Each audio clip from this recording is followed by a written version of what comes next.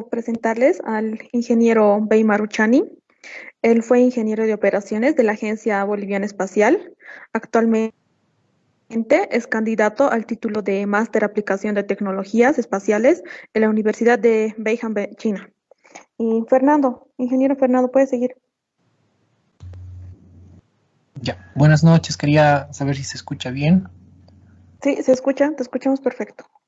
Ya, un momentito.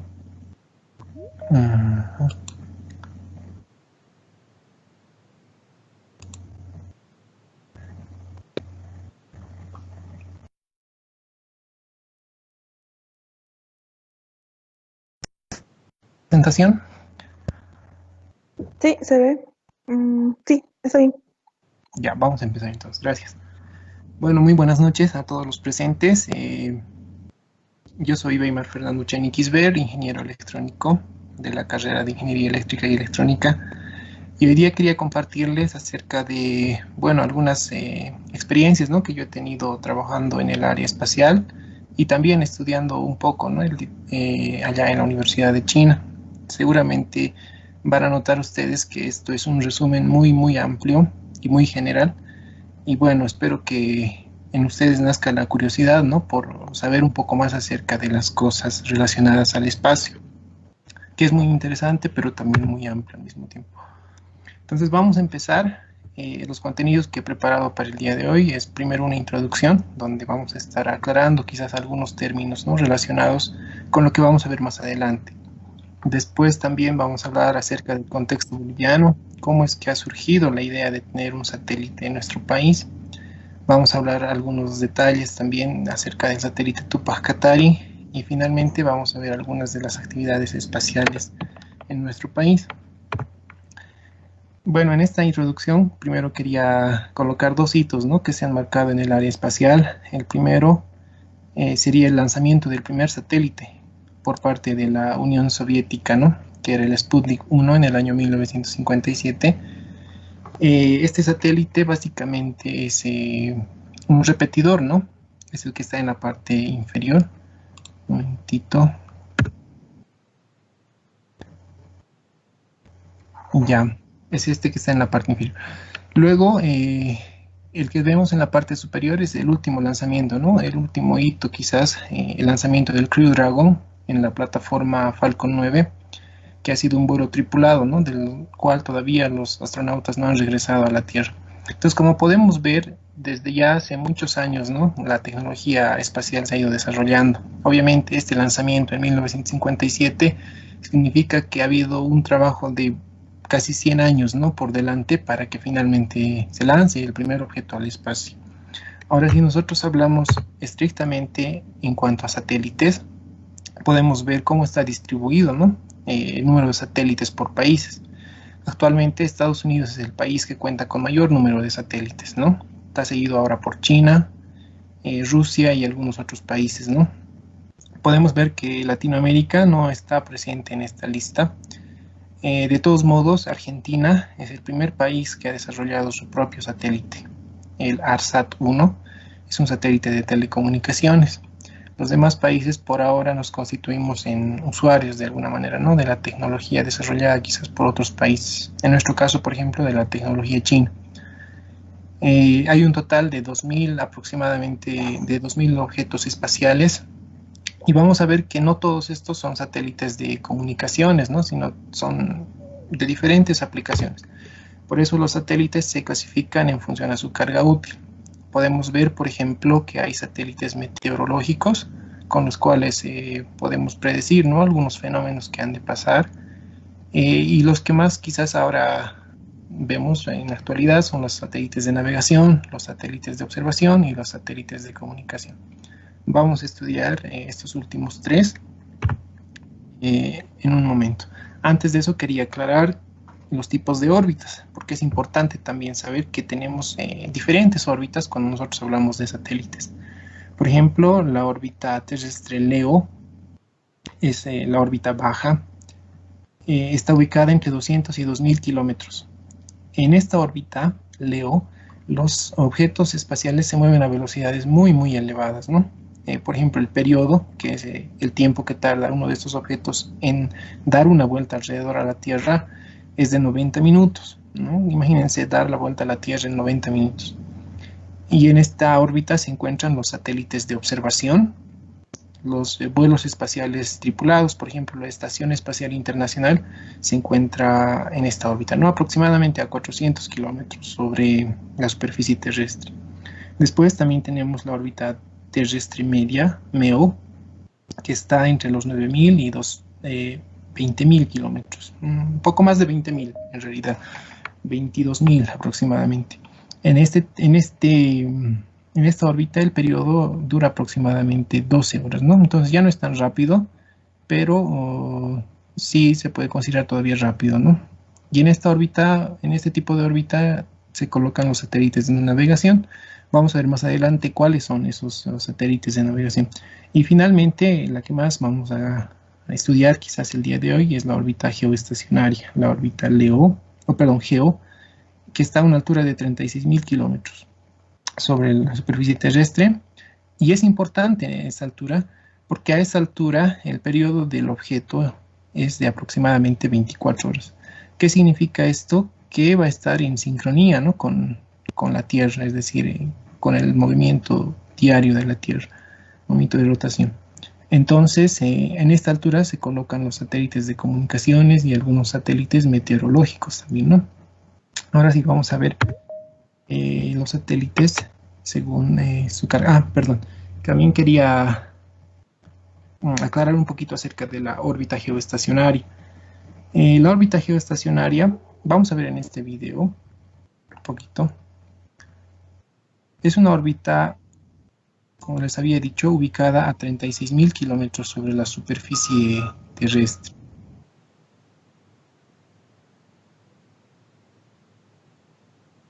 Ya, podemos ver que el cuerpo a esa altura de 36.000 kilómetros gira en sincronía con un punto, ¿no? En este caso, es esa la razón por la cual nosotros cuando apuntamos al satélite Tupac nunca más tenemos que apuntar nuestra antena. Fíjense, si fuera una órbita más baja, el satélite se movería tan rápido que no giraría en sincronía a ese punto. Y lo mismo pasaría si nosotros colocamos un satélite en una órbita más lejana, ¿no? Se movería tan lento que tampoco sería posible la comunicación constante. Es por eso la importancia, ¿no?, de la órbita geoestacionaria. Además, esta órbita geoestacionaria debería tener una inclinación de 0, una excentricidad de 0, y bueno, de esa manera el satélite estaría siempre sincronizado con el área de interés. Vamos a ver más adelante que esto no es así, ¿no? Ahora sí, vamos a ver los tipos de carga útil. Los tipos de carga útil los que habíamos visto en los tipos de satélite, habíamos dicho que uno de ellos es los de navegación. Estos satélites de navegación se colocan así en constelaciones. La constelación más conocida para nosotros hoy en día es el GPS, ¿no?, o Navstar de Estados Unidos, que cuenta con 24 satélites. Estos 24 satélites tienen como carga útil relojes atómicos de alta precisión que permiten que nosotros podamos identificar nuestra posición. Y no solamente nosotros, ¿no? A través de esto puede identificar su posición aviones, barcos, objetos, ¿no?, que están en constante movimiento. Pero no solamente existe GPS, ¿no? También hay otras constelaciones como ser Galileo de la Unión Europea, GLONASS de Rusia y Beidou 3 de China. De estos, la constelación con más satélites es Beidou. El 23 de junio de este año se ha lanzado el último satélite, con lo cual se han completado a 30 satélites, ¿no?, en la constelación de Beidou, y seguramente va a ser un sistema un tanto más preciso que el GPS que actualmente usamos nosotros, ¿no? Pero bueno, eso es un tema que seguramente vamos a ver a futuro. Después tenemos que aclarar en esta parte que proveen servicio de posicionamiento global. Ya habíamos mencionado que su carga útil son relojes atómicos. Un usuario en la Tierra necesita por lo menos ver 4 satélites al mismo tiempo para determinar su posición. El principio de funcionamiento, digámoslo así, es que se resuelve un sistema de 4 ecuaciones con 4 incógnitas, donde 3 de estas son x, y, z, nuestra posición, y una es el desplazamiento del reloj, ¿no? Entonces, básicamente mediante eso es que un sistema de navegación determina nuestra posición a través de satélites de navegación. Y ya, después está la carga útil que se dedica a la observación de la Tierra, o sea, los satélites de observación de la Tierra. Esos satélites llevan a bordo cámaras, ¿no? Cámaras en varias longitudes de onda, del infrarrojo, luz visible y ultravioleta. Pueden monitorear el territorio, buscar recursos naturales. También se puede utilizar para monitorear desastres naturales, ¿no? Vamos a ver más adelante cómo se hace una aplicación para por ejemplo, el año pasado los incendios de la Chiquitanía, determinar qué tan severo ha sido ese incendio. Entonces, ese tipo de aplicaciones se puede lograr a través de los satélites de observación terrestre. Algunos satélites bastante conocidos o misiones bastante conocidas de este tipo son la Landsat 8 y la Sentinel-2. La Landsat 8 es de la NASA y Sentinel-2 es de la Agencia Espacial Europea, ¿no? Después tenemos la carga útil de comunicaciones, que es lo que nosotros conocemos. Básicamente la carga útil de estos satélites es antenas y transpondedores. Esa es su función, ¿no? O sea, repetir señales a través de los transpondedores y reenviarlas a la Tierra y recibir las señales de la Tierra con las antenas. Proveen servicios fijos de comunicación y transmisión de datos. Es el área de mayor explotación comercial. Y como ejemplo de este tipo de carga tenemos al TECASAT 1 o al BNeSat 1, ¿no? Ahora sí vamos a ver un poquito acerca del contexto boliviano.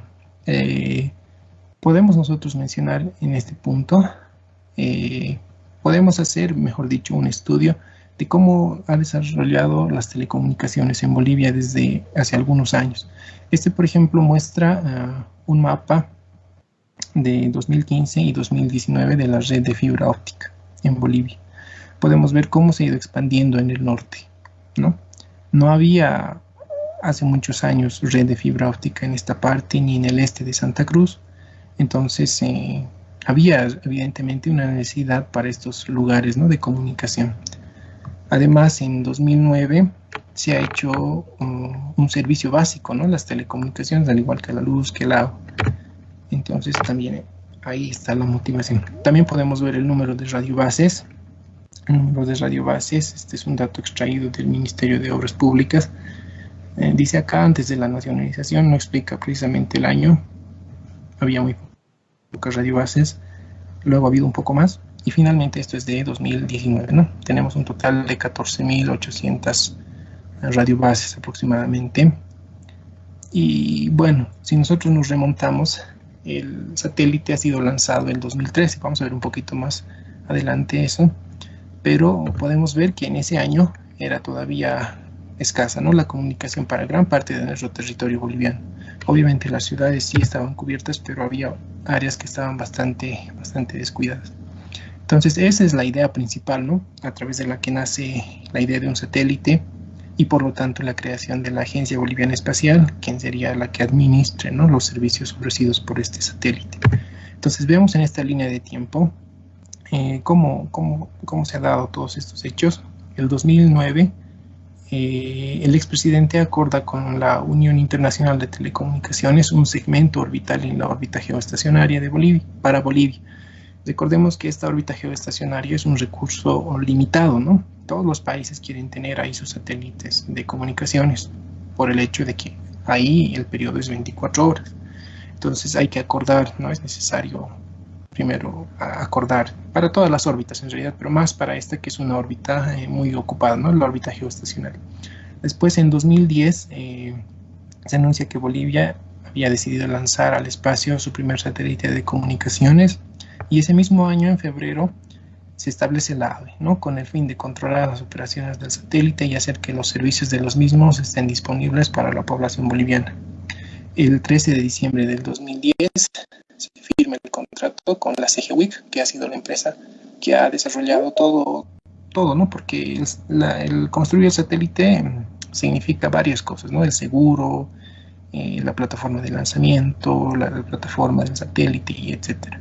Entonces la CGWIC es la que se ha encargado de todos esos, es como un consorcio de empresas, ¿no? bueno, finalmente el 20 de diciembre de 2013 se hace el lanzamiento desde el centro de lanzamientos de satélites de Xichang en China. Y finalmente, después de una etapa de pruebas, en abril de 2014 el satélite entra en operación plena. Eso a manera resumida, ¿no? Ahora hay otros aspectos importantes que se han dado después del lanzamiento del satélite. Por ejemplo, en agosto de 2015, la AVE reportó que se había completado la construcción y el diseño, el proyecto para la construcción y lanzamiento de un satélite de observación. Este era el denominado Bartolina-Sisa, ¿no? Se esperaba la aprobación del gobierno. Sin embargo, debido al programa de austeridad impuesto por el gobierno, se ha forzado a la suspensión. Entonces, a la fecha, este proyecto está suspendido de alguna manera, ¿no? No se espera tampoco que se vaya a lanzar en los siguientes años, considerando nuestra situación económica actual y considerando que un satélite de observación no es precisamente rentable, ¿no? Es un proyecto más social que sí tiene sus aplicaciones, pero no rentables como las telecomunicaciones. Por otra parte, en 2018, y debido a que el satélite ya está aproximadamente en un 70% lleno en su capacidad, se había pensado lanzar el TKSAT-2, ¿no? Un nuevo satélite de telecomunicaciones que contaría con la tecnología HTS y cuyo ancho de banda sería aproximadamente de unos 10.000 MHz, 10 veces la capacidad del actual. Vamos a ver más adelante acerca de la capacidad del satélite, pero ya les adelanto que 10.000 MHz es casi 10 veces, ¿no?, la capacidad actual que tiene el satélite. Entonces esto iba a reducir el costo actual, pero también este proyecto está ahí, ¿no? Todavía veremos por la situación que estamos viviendo, por el cambio de gobierno y demás.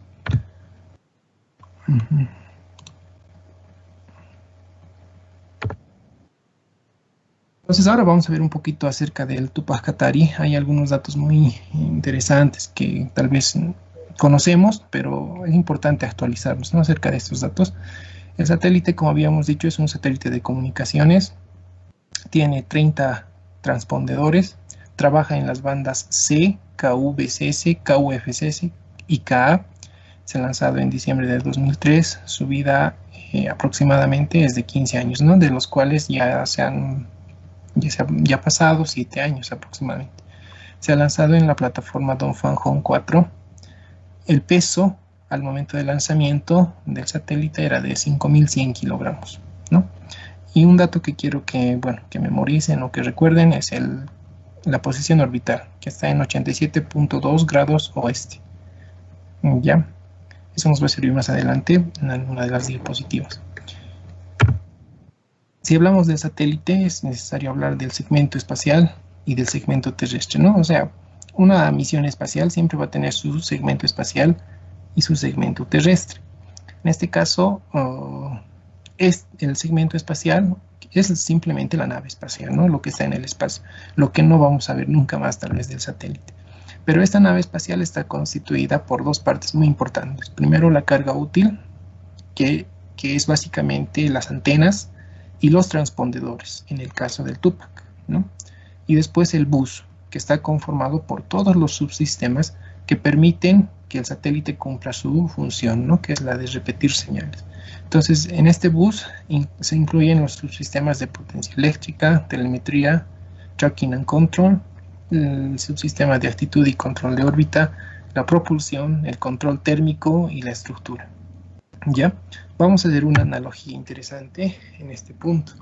Se puede decir que el subsistema de potencia eléctrica sería como el corazón, ¿no? El corazón, que si no hay eso, bueno, el satélite finalmente puede terminar tarde o temprano su vida. Igual el sistema de procesamiento y manejo de datos, que se le llama OVDH, más adelante vamos a ver un poquito más, sería como el cerebro. Es la computadora que recibe órdenes desde tierra para ejecutarlas ahí en el espacio, ¿no? Nosotros mandamos desde tierra órdenes a esa computadora y esa computadora es la que va distribuyendo todas las órdenes que nosotros mandamos a los diferentes subsistemas. El Telemetry Control and Ranging sería el subsistema que nos permite ver en qué estado estamos, si estamos apuntando a la Tierra, si estamos en la posición correcta. Por eso se hace una analogía con la boca o con el oído. el subsistema de control térmico, que nos permite saber si estamos funcionando dentro del rango de temperaturas adecuado. El subsistema de estructuras sería como el esqueleto, ¿no? La estructura que soporta las demás funciones. Y bueno, el subsistema de control de órbita y actitud y propulsión se consideran como, digamos, los sentidos, básicamente, ¿no? Ya. Bien, podemos ver entonces un poquito más acerca de la carga útil. Las habíamos dicho que son las antenas y los repetidores. Entonces acá vamos a ver un poquito más acerca del funcionamiento de los repetidores. Los repetidores, ahorita vamos a ver también las antenas, pero los repetidores básicamente lo que hacen es convertir la frecuencia de la señal que llega. Esta es la señal, o perdón, la antena de entrada, receive antena. Entonces, a través de esta antena ingresa la señal. Los transpondedores transforman en frecuencia esa señal, la amplifican y posteriormente la reenvían a tierra, ¿no? Ese es básicamente el principio de funcionamiento de un transpondedor.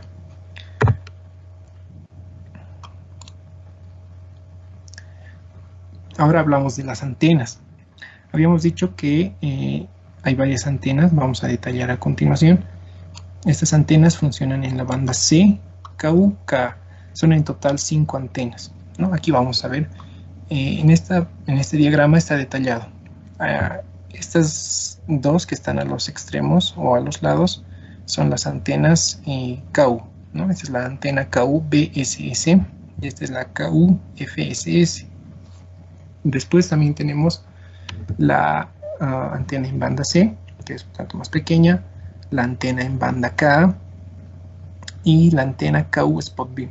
Esta antena KU Spot Beam es una antena dirigible, ¿no?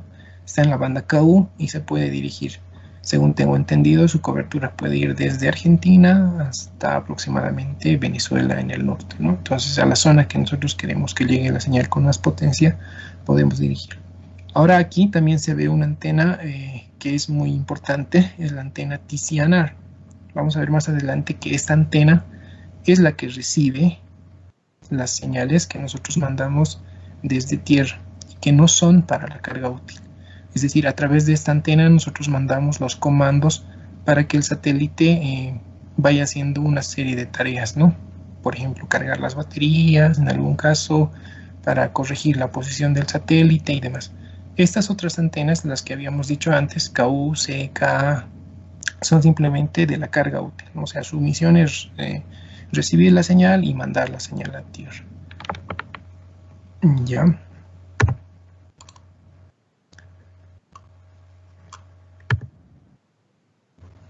Un momentito. Ya. Ahora los transpondedores, habíamos dicho que son 30 transpondedores, ¿verdad? Entonces, ¿cómo están distribuidos esos transpondedores? Se tiene 22 transpondedores en la banda KU-FSS, 4 en la KU-BSS, 12 en la K y 2 en la banda C. Entonces, si sumamos, tenemos los 30 transpondedores. Las frecuencias de recepción son siempre mayores a las frecuencias de transmisión. Es decir, desde la Tierra mandamos con una mayor frecuencia de la que recibimos, ¿no? Hay una frecuencia de conversión, ¿no? Por ejemplo, si nosotros recibimos con una frecuencia de 5.85 gigas, a esa frecuencia le restamos 2.22 gigas y vamos a tener nuestra frecuencia de transmisión. Y esa frecuencia de conversión es diferente para cada una de las bandas. Después tenemos el ancho de banda para cada para cada frecuencia. En este caso, el ancho de banda mayor corresponde a la banda K, ¿no? De 120 MHz. Y el menor a la banda C, que es de 28 MHz. Entonces, ¿cómo podemos saber cuál es la capacidad total del satélite? Nosotros tenemos que multiplicar el número de transpondedores por el ancho de banda. Por ejemplo, para la banda C tenemos 2 transpondedores, tenemos que multiplicarlo por 28, ¿no? Y eso nos da 56. Luego para la banda CAT igual tenemos 2 por 120 nos da 240. Y así, si sumamos la capacidad de todos los transpondedores, vamos a ver que la capacidad total de nuestro satélite es de 1200 MHz, ¿no? Entonces no es un gran ancho de banda si nosotros lo comparamos con la fibra óptica, por ejemplo, ¿no? Eso hace que el ancho de banda en el satélite sea un recurso limitado. Ahora, en esta parte, pues una observación que indica que en realidad habíamos tenido más de 30 transpondedores. Acá dice 3.2, ¿qué significa? Que de los 2 transpondedores en la banda C, en realidad hay 3. Igual aquí, 2 transpondedores en la banda K, en realidad tenemos 3, ¿no? Si sumamos, en realidad vamos a tener 3 más 3, 6 más 6, 12, más 28, 28, 40, ¿no? 40 transpondedores. Eso quiere decir que de esos 40 transpondedores, 30 están operativos. Pero ¿para qué se tienen entonces estos otros transpondedores? Estos otros transpondedores son la redundancia. En el satélite todo tiene redundancia, todos los subsistemas tienen redundancia. Eso quiere decir que, por ejemplo, si falla alguno de los transpondedores, puede entrar, ¿no?, su reemplazo, de tal manera que no haya pérdida de servicio. Para eso es lo que sirven estos reemplazos, digamos, ¿no?, o redundancias dentro de nuestro satélite. Bueno, aquí en este diagramita, en la parte de abajo, quería mostrarles, por ejemplo, para la banda C, la distribución de frecuencias está desde 5.85 GHz en recepción hasta 5.92, y en transmisión tenemos desde 3.62 hasta 3.7. Acá están los 2 transpondedores que se tienen con sus respectivos centros de frecuencias, ¿no? Y en la parte de abajo igual, el ancho de cada transpondedor es de 28 MHz. Entonces, es así como se trabaja. Hay una banda de guarda entre ambos transpondedores, ¿no?, para que no haya interferencias.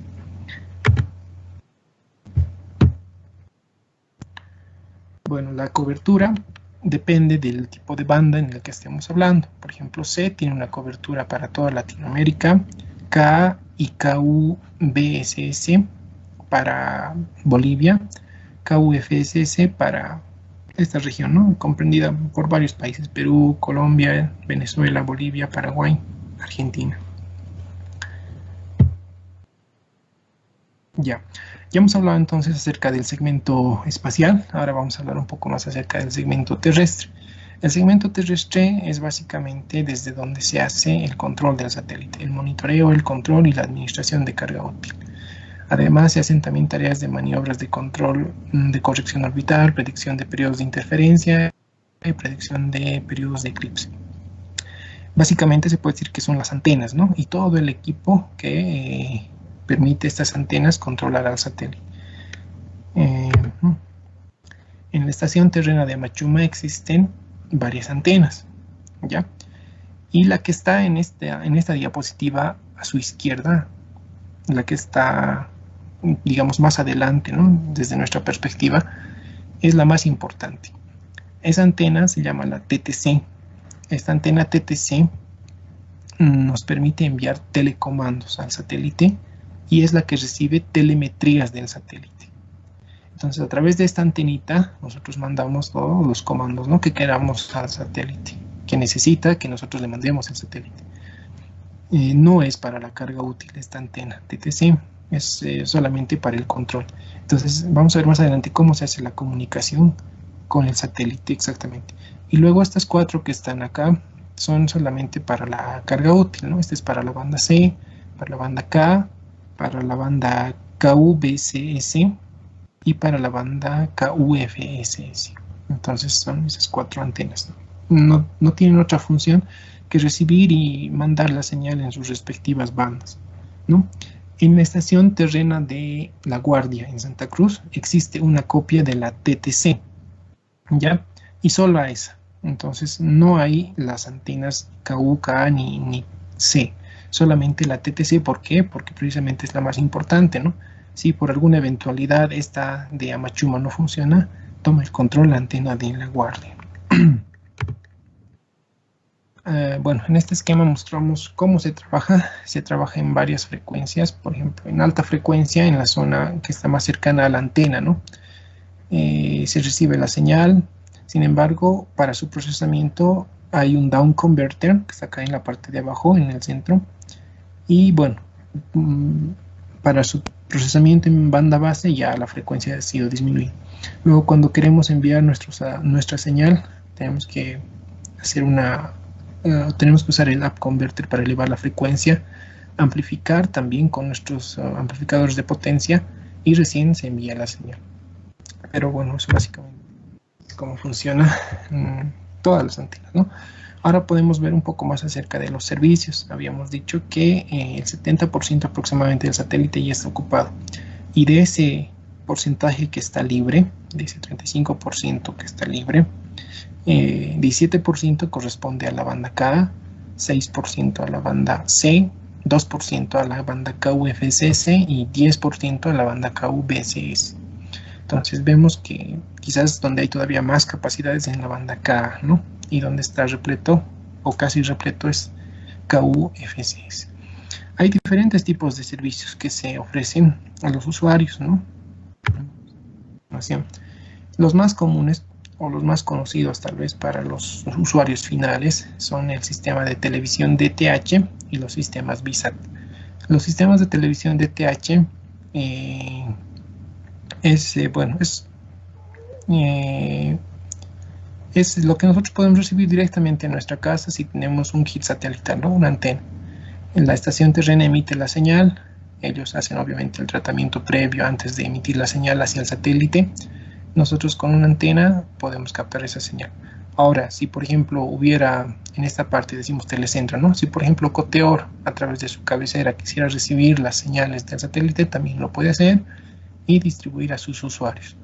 Entonces, solamente la comunicación va en un sentido, ¿no? Desde la estación al satélite y del satélite a los usuarios. En cambio, en los sistemas VSAT, la comunicación va en dos sentidos, ¿no? VSAT es el sistema a través del cual se proporciona Internet, a través de Very Small Aperture Antenna. Very Small Aperture Terminal, perdón. Entonces va en dos sentidos. Nosotros enviamos y recibimos paquetes, ¿no? Entonces hay un camino de forward y un camino de return hacia el satélite. Entonces constantemente se envían y se reciben paquetes. Entonces esa es la diferencia básica, digamos, ¿no? Entre los dos sistemas, entre los dos servicios más conocidos del satélite. Ahora, ustedes bien saben que hay algunos canales, ¿no? Que están disponibles a través de la señal de satélite del Tupac, y en esta parte están los servicios, ¿no? Que la AVE ofrece en cuanto a Internet. Y de esto se habla mucho, ¿no? Hoy en día. Los servicios son por Internet, para Internet por satélite son caros. Por ejemplo, el plan inicial cuesta 298 bolivianos la mensualidad y nos dan 10.000 megas al mes. Entonces, en este caso hay 4 megas de bajada y 1 mega de subida.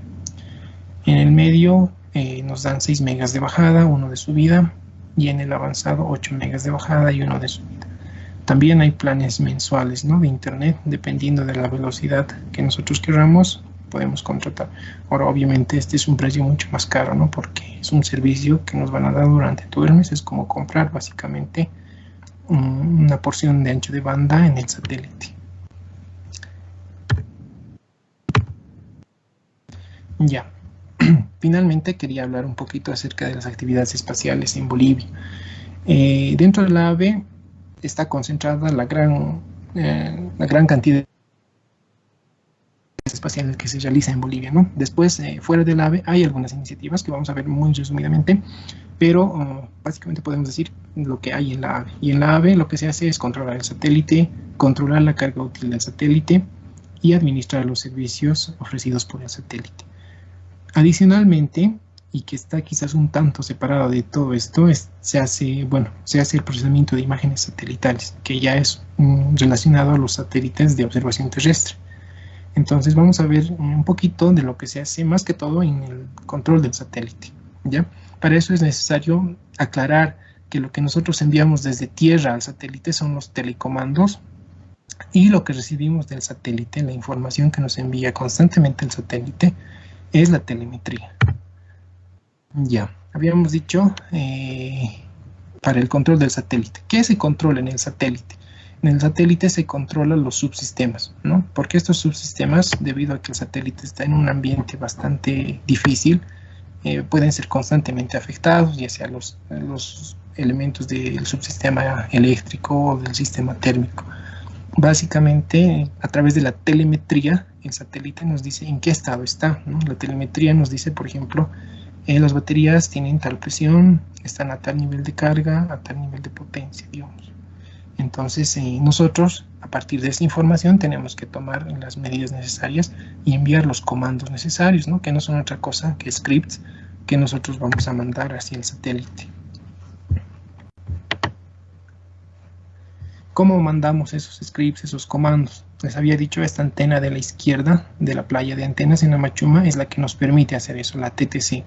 Entonces esta antena se conecta con la antena TCNR del satélite, ¿no? Y esta antenita TCNR se conecta con el OVDH del satélite. El OVDH es el Onboard Data Handling, que no es otra cosa que la computadora interna que tiene el satélite.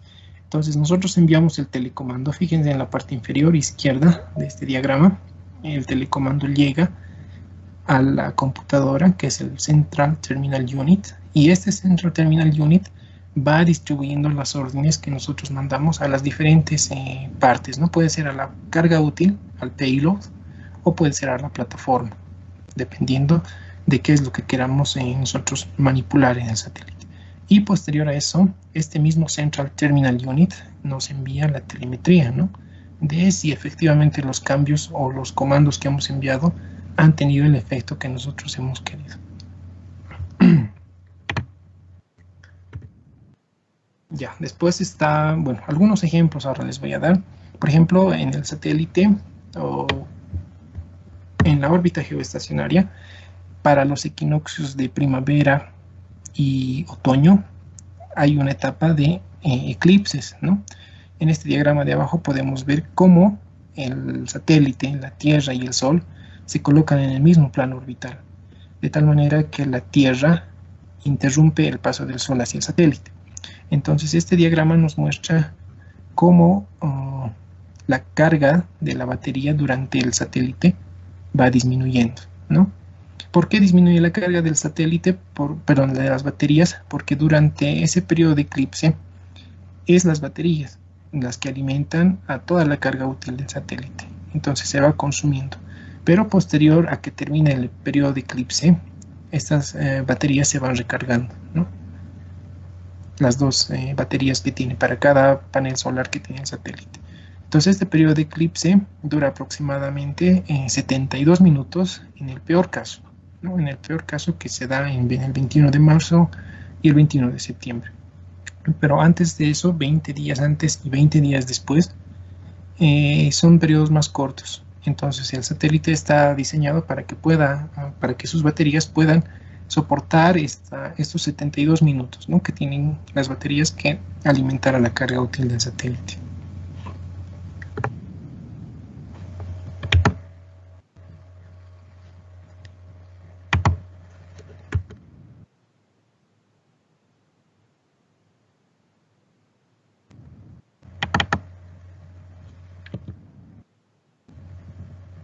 Un momentito.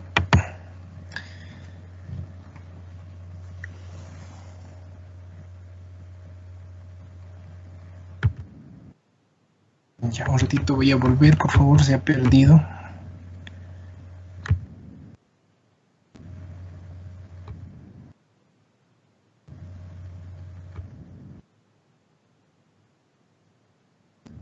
Les decía, nosotros enviamos los comandos para que las baterías, por ejemplo, en un periodo de eclipse, se vayan recargando, ¿no? Nosotros decimos el inicio de carga y el fin de carga.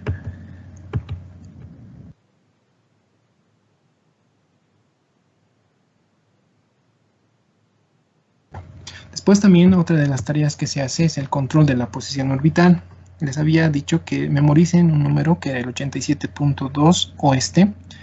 Ese es el punto en el que el satélite debería estar, ¿no? Todo el tiempo para estar en sincronía con nosotros. Pero eso no funciona así, ¿no? El satélite se va moviendo constantemente dentro de los límites permitidos. ¿Cuántos son los límites permitidos? Depende. En este caso, por ejemplo, dice 0.5, 0.15, pero para el Tupac 0.10, ¿no? Entonces, dentro de esos límites, el satélite tiene que ir moviéndose. Si se sale de esos límites, puede generar algún inconveniente, ¿no?, con otros elementos que estén dentro de la órbita geoestacionaria. Entonces, vamos a ver cómo se hace el control. Habíamos dicho también que en lo ideal sería que nuestro satélite tenga una excentricidad de 0. Entonces vamos a ver cómo se trata de controlar también esa excentricidad. Por ejemplo, aquí podemos ver en el diagrama de la izquierda la órbita geoestacionaria, ¿no?, alrededor de la Tierra. Nuestro satélite está en 87.2 grados oeste, ¿ya? Entonces está aproximadamente aquí, ¿no?, en el punto de abajo. Pero por el movimiento natural del satélite, el satélite va a ir buscando un punto estable. Y vemos nosotros que este punto estable está en 105.3 oeste. Entonces el satélite naturalmente quiere moverse hacia ese punto. Entonces lo que nosotros tenemos que hacer a través de una maniobra este-oeste es darle un empuje al satélite para que se vaya hacia el otro lado y luego con su movimiento natural el satélite vuelva hacia esta posición, ¿ya? Entonces en este gráfico lo que nosotros podemos ver es lo que en el gráfico de la derecha. Miren, en la línea que está con azul, el satélite aproximadamente se sale de los límites permitidos. En este caso lo permitido es 0.05, tanto hacia arriba como hacia abajo, ¿no? Entonces en algún punto ya el satélite se está saliendo de los 0.05. Lo que nosotros tenemos que hacer es realizar una maniobra para que el satélite no salga de esta ventana, digámoslo así, y más bien luego por su movimiento orbital pueda volver, ¿no? Entonces nosotros tratamos de que este control que se da, este control, fíjense, ha empezado para el 6 de septiembre aproximadamente y va a terminar el 26 aproximadamente. Entonces tenemos 20 días de control. La maniobra que hemos hecho ha durado 20 días. Entonces lo que se trata de hacer es que esta maniobra dure lo más posible, aunque obviamente no va a ser mucho más de 20, ¿no? Se trata de optimizar los parámetros, digámoslo así, para que se tenga mayor control posible y se gaste el menor combustible posible. Porque al final, ¿qué va a determinar la vida del satélite? Es simplemente el combustible, ¿no? Cuando se acabe el combustible, el satélite va a dejar de funcionar. Entonces, eso se trata de optimizar, ¿no? Luego, ¿cómo se hacen estas operaciones de control orbital?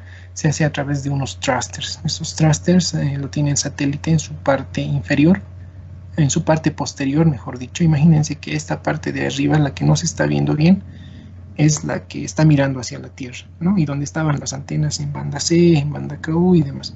En su parte posterior el satélite tiene unos thrusters y estos thrusters son los que nos permiten dar impulsos al satélite para que se ejecuten estas maniobras. En esta gráfica podemos ver los resultados de algunos parámetros orbitales. Por ejemplo, fíjense en el centro, no sé si se logra ver el puntero, pero la inclinación, hay una línea, una columna que se llama inclinación. Esta inclinación está aproximadamente con los valores de 0, ¿no? Lo ideal sería que sea 0, ¿no?, para que siempre esté sobre el ecuador. Pero bueno, con que esté con un valor, hay un valor permitido, ahorita no recuerdo muy bien, pero se tiene que trabajar sobre esos límites, ¿no? De la misma manera la excentricidad tiene que estar aproximadamente a un valor de 0. El semieje mayor está a 42 kilómetros, ¿no?, que es los 36.000 más los 6.000 del radio de la Tierra. Luego, en esta última parte, en la parte inferior izquierda, hay una columnita que dice masa. Esta masa indica el estado actual, bueno, la masa actual del satélite, ¿no? Habíamos dicho que el satélite se ha lanzado con 5.100 kilogramos. Entonces, actualmente estamos por los 2.600. Pero de estos 2.600 no todo es combustible, ¿no? Seguramente, aproximadamente unos 1.200 kilogramos es la masa de los subsistemas, de los paneles y demás, ¿no? Entonces quedan unos 1.400 kilogramos, ¿no? Y está todavía dentro del rango para que el satélite tenga una vida útil de 15 años. Ya, entonces vamos a apurarnos un poquito. Ya, en esta parte vamos a hablar de algo un tanto diferente, ya que es el procesamiento de imágenes satelitales en la nube, que es también una de las tareas que se hace en la Agencia Boliviana Espacial. Eh, Básicamente lo que se hace es un análisis de la información espectral que tienen estas imágenes en un entorno de programación, puede ser JavaScript o Python. Entonces se va analizando, ¿para qué? Para obtener algunos resultados. Por ejemplo, en este caso les estoy mostrando la determinación de severidad en áreas afectadas por el fuego en la Chiquitanía el año pasado. Entonces nosotros, por ejemplo, hemos estudiado esta área. Este es el área protegida Ñembiguazú, y esta área ha sido afectada en diferentes niveles. Acá, por ejemplo, las zonas rojas son las que han sido mayormente afectadas, ¿no? Con alta severidad. Las zonas naranjas están en moderada, las zonas amarillas son baja severidad y las zonas verdes son las que no han sido afectadas. Entonces esta información se entrega tal vez a algunas partes interesadas para que ellos puedan ver qué decisiones o qué procedimientos tomar, ¿no? En estas áreas que han sido mayormente afectadas. ¿Cómo se obtiene esto? Es básicamente en base a las imágenes, ¿no? que se tiene, se hace un análisis de las bandas espectrales que estas tienen y se obtienen este tipo de resultados. Después también se hacen, digamos, análisis temporales. Este, por ejemplo, es un índice de quema, ¿no? De área quemada. Fíjense, en 2016, 2017, 2018 siempre ha habido quemas por los meses de julio o agosto, ¿no? Seguramente se debe a la expansión agrícola o bien al mantenimiento de tierra que hacen las personas. Pero en el año 2019 ha habido un descenso brusco, ¿no? Un descenso abrupto que seguramente ha dañado de gran manera los componentes de la tierra. Ahora en este otro gráfico en la derecha también podemos ver la evolución anual de áreas quemadas. En este gráfico lo que se ha obtenido es que el 2019 no había sido el año donde más áreas se han quemado, ¿no? Sino había sido el 2010. Y en 2010 no ha habido quizás todo el movimiento que se ha visto en 2019. Pero, el 2019 lo que ha sido grave es que estas quemas se han efectuado en un periodo de tiempo muy corto, ¿no? En los meses de agosto, septiembre. En cambio, en el año 2010 esto ha sido un tanto más distribuido, ¿no? De tal manera que se ha podido hacer mejores acciones durante ese año. Luego los demás años no existen, ¿no? Tantas áreas quemadas como en estos 2 años. Bueno, finalmente hay algunas otras iniciativas, ¿no? Aparte de las que se hacen en la AVE. Hay algunas universidades, por ejemplo la Universidad Mayor de San Andrés en La Paz, a través de su carrera de ingeniería electrónica también ha tratado de desarrollar nanosatélites. Y bueno, hay así muchos profesionales bolivianos, ¿no? Que están siempre pendientes del área espacial. Había visto un reporte también de un profesional cochabambino, pero que, bueno, está trabajando en Colombia, ¿no? ¿Por qué? Porque finalmente acá en Bolivia, si bien se puede hacer prototipos, se puede hacer algunos intentos, muchas veces no se puede lanzar estos elementos al espacio, ¿no? Porque, bueno, un kilo en el espacio, bueno, lanzar un kilo al espacio cuesta alrededor de $30.000. Entonces es bastante caro y muchas veces inaccesible, ¿no? Para las universidades bolivianas. Entonces es un tanto limitado, ¿no? Aparte de la Agencia Boliviana Espacial no hay muchas otras iniciativas. Sin embargo, también hay oportunidades de becas. La Agencia Boliviana Espacial anualmente otorga 3 becas para maestrías en la Universidad de China que se pueden aprovechar, ¿no? Ha habido ya 2 estudiantes orureños, o creo 3 con este año, que han cursado su maestría. Y de alguna manera, si ustedes están interesados en el área espacial, es una buena oportunidad, ¿no? También había dentro de las 100 becas que ofrecía el gobierno, sin embargo, como es un programa que depende del gobierno, seguramente dependerá del siguiente gobierno, ¿no? Para futuras iniciativas. Ya. Bueno, eso es básicamente lo que quería compartirles. No sé si tienen alguna pregunta, estoy dispuesto a responder. Muchas gracias. Muchísimas gracias, ingeniero. Abrimos el sector de preguntas, por favor.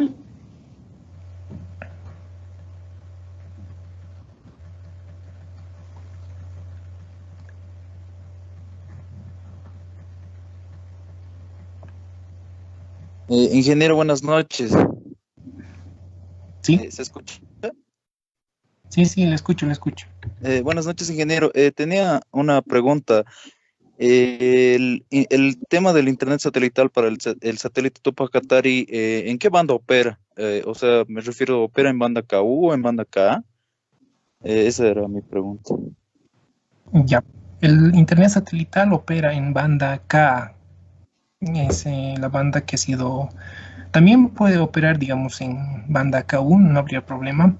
Pero, bueno, dentro de los proyectos del AVE han decidido designar a la banda K para este tipo de aplicaciones.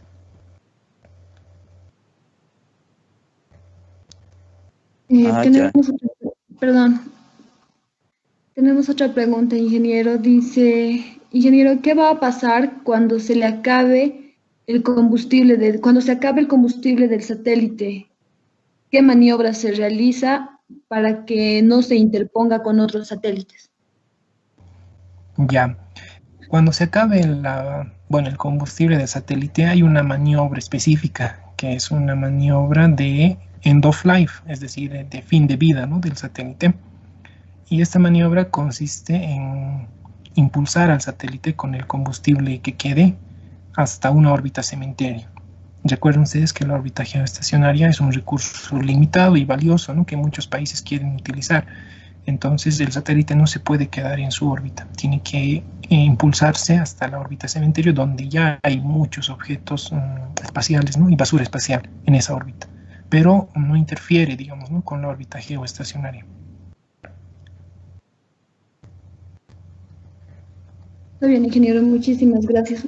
También queremos recordarles a las personas que pueden hacer llegar sus preguntas, ya sea al correo o al grupo Intipacha, para que se les pueda responder. ¿Hay más preguntas, perdón?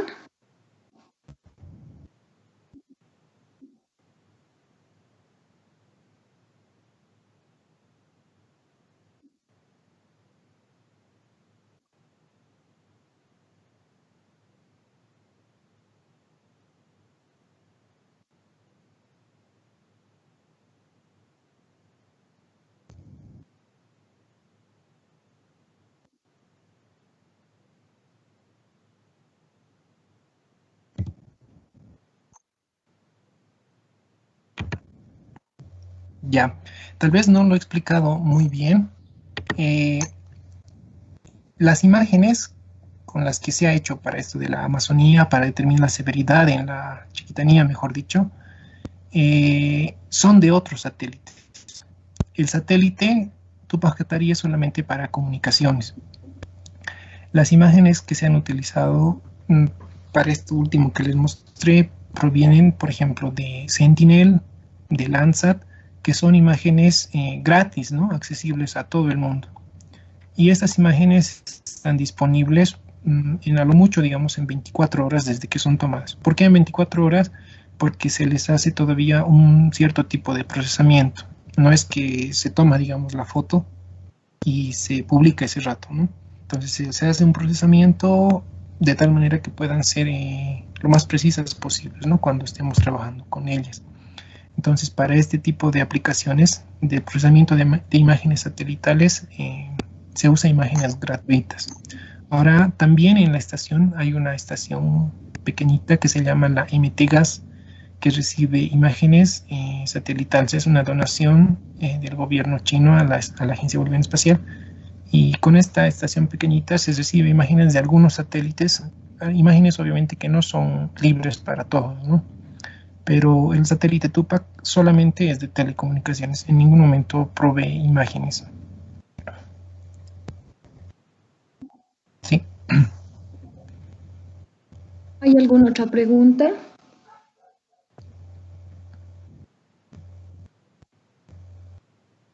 Bueno, muchísimas gracias, ingeniero, por su exposición. Muchas felicidades.